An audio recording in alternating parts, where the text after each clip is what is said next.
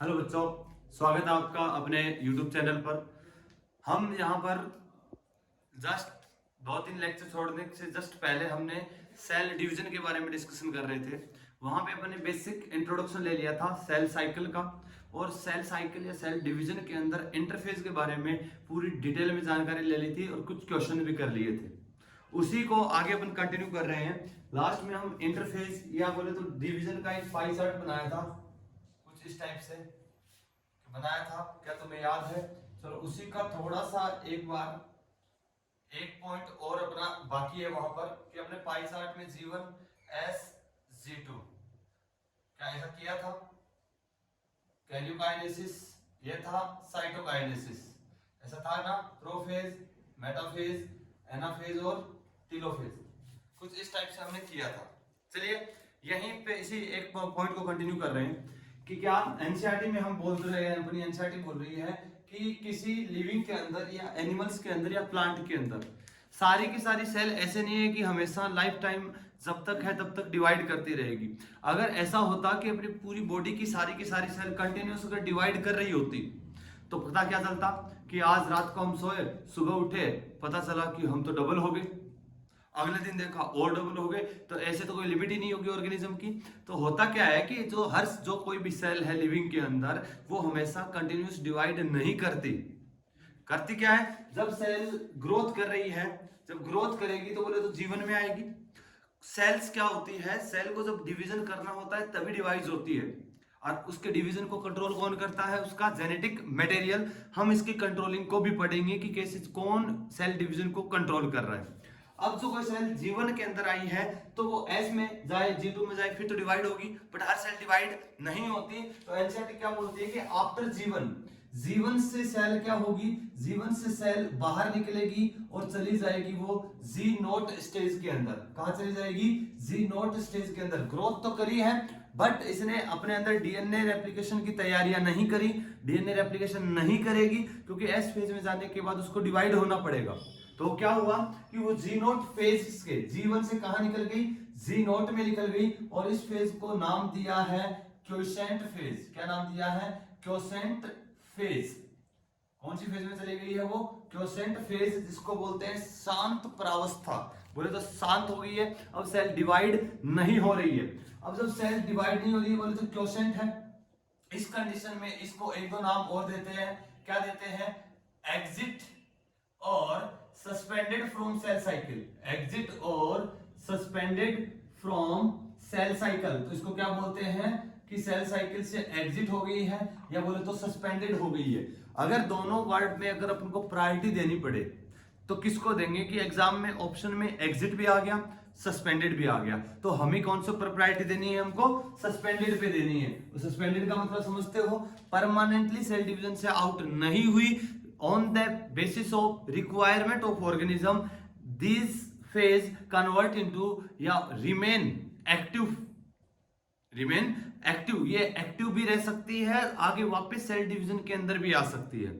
कैसे? क्या बोला मैंने? सुनिएगा कि जो G0 जो क्योसेंट फेज इसको बोला है अपन ने कि उसको एग्जिट और सस्पेंडेड भी बोला है अपन ने, कि सेल साइकिल से वो एग्जिट हो गई है या कुछ टाइम के लिए सस्पेंडेड हो गई है। बोले तो जब अगर ऑर्गेनिज्म की रिक्वायरमेंट होगी उसको डिवाइड करने की तो ये वापस एक्टिव होकर डिवीजन कर सकती है, बट जब तक रिक्वायरमेंट नहीं है तब तक क्या रहेगी? वो इनएक्टिव। जैसे अपने यहां पे मान लो अभी कोई सेल डिवाइड नहीं कर रही है, लेकिन जैसे ही कोई वुंड हो गया, कोई घाव हो गया, कोई चोट लग गई, तो वो घाव भरता है कि नहीं भरता? यहाँ पे दिल के घाव की बात नहीं हो रही, यहाँ नॉर्मल घाव की बात हो रही है। अरे भरते हैं कि नहीं भरते? दिल के घाव की गारंटी नहीं है भरे नहीं भरे।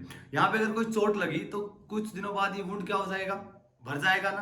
तो यहाँ पे मतलब क्या किया? यहाँ की सेल ने क्या किया? डिवीजन किया। तो यहाँ की सेल डिवाइड होकर नई सेल बनाकर इसको क्या कर दिया? हील कर दिया। तो अभी नॉर्मल डिवाइड नहीं हो रही।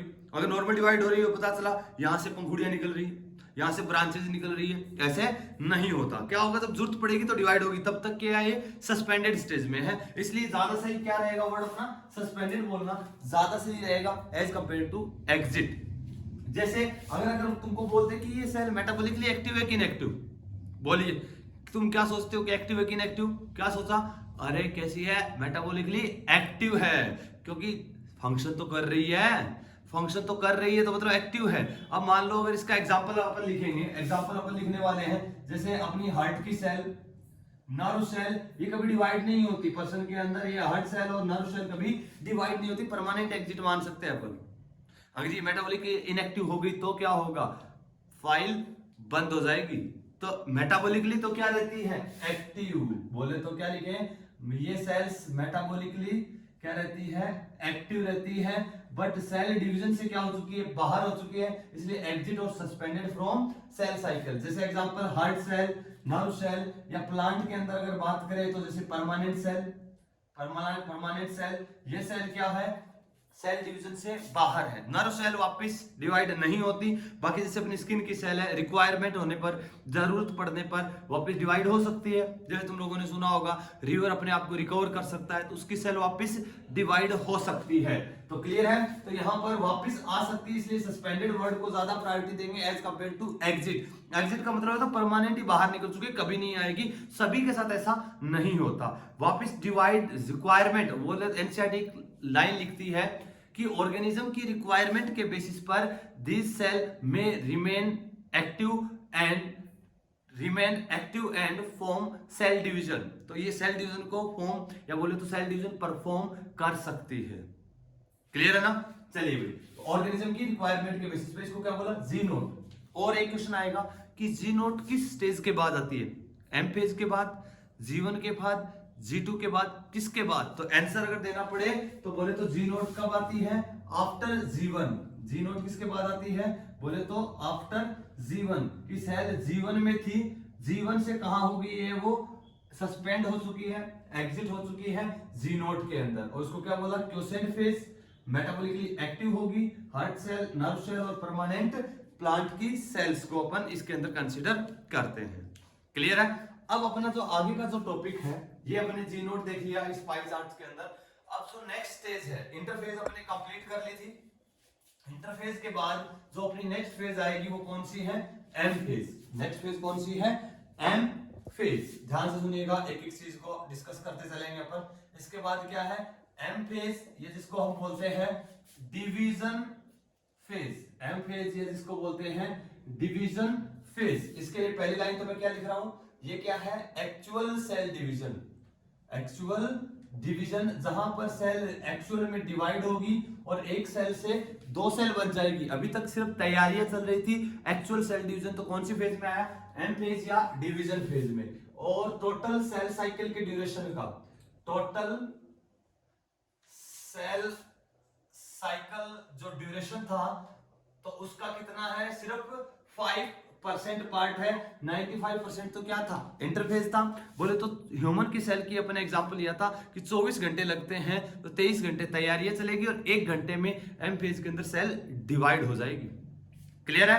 और सुनिएगा, यहां पर जो एम फेज है, एम फेज के अंदर कौन कौन सी फेज आएगी, एम फेज के अंदर 2 स्टेजेस अपन पढ़ेंगे। कौन कौन सी, ध्यान से। पहले हम पढ़ेंगे कैरियोकाइनेसिस।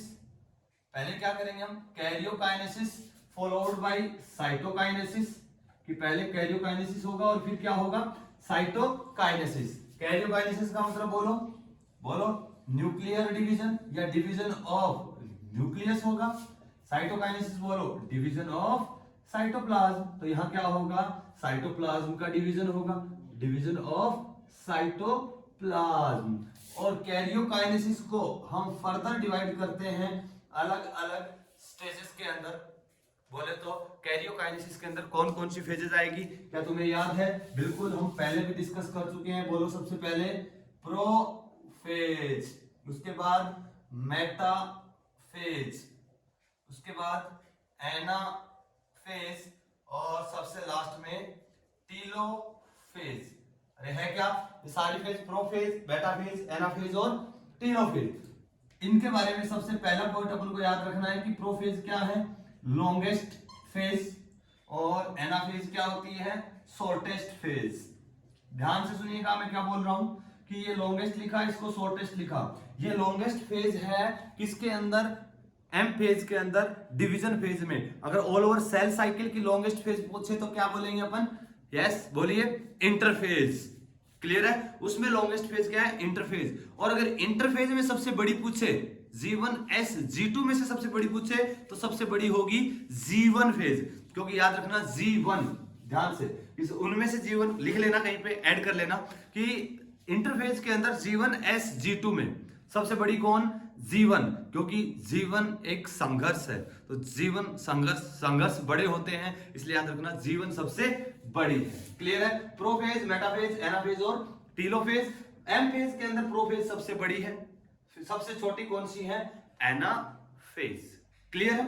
अब जैसे अपन प्रोफेज, मेटाफेज, एनाफेज और टीलोफेज पढ़ेंगे तो एनसीईआरटी एक लाइन बोलती है कि जो अलग अलग फेजेस हम पढ़ रहे हैं, प्रोफेज, मेटाफेज, एनाफेज, टीलोफेज, कि इनके बीच में कोई क्लियर कट हम कोई लाइन ड्रॉ नहीं कर सकते कि ऐसे यहां से यहां तक प्रोफेज हुई, बस अब रुक जाओ, अब मेटाफेज होगी, अब मेटाफेज चल रही है, खत्म, अब होगा एनाफेज, एनाफेज खत्म, फिर टीलोफेज स्टार्ट हो गया। ऐसा नहीं होता।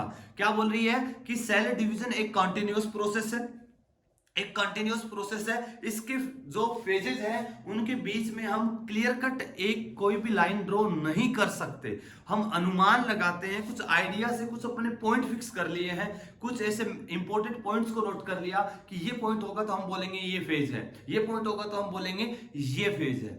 क्लियर है ना? तो एनसीईआरटी बोलती है कि there is no clear cut any line drawn between different phases of cell cycle because cell cycle is a continuous process। जब तुम एनसीईआरटी पढ़ोगे तो तुमको ये लाइन मिल जाएगी। क्लियर है? अब हमको पढ़ना है एक एक पॉइंट को, जिसमें कैरियोकाइनेसिस स्टार्ट करेंगे और फिर करेंगे साइटोकाइनेसिस। और कैरियोकाइनेसिस में सबसे पहली स्टेज कौन सी होगी अपनी? प्रोफेज। इतना उतार लीजिए फटाफट।